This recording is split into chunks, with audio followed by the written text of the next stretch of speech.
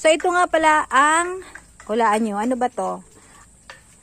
So, sa mga kababayan natin, alam nila kung ano to. Ito ay ang moringa or malunggay. Alam natin, itong malunggay na ito ay talagang masustansya, pero hindi mahirap patubuin. Diba?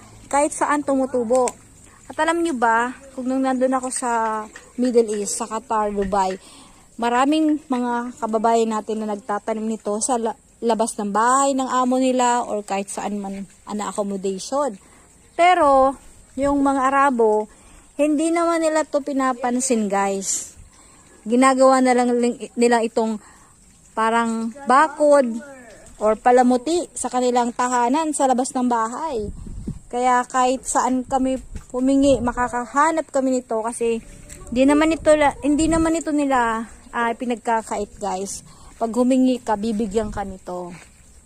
At alam nyo ba, nung kasagsagan ng pandemic, ito yung lagi kong inuulam.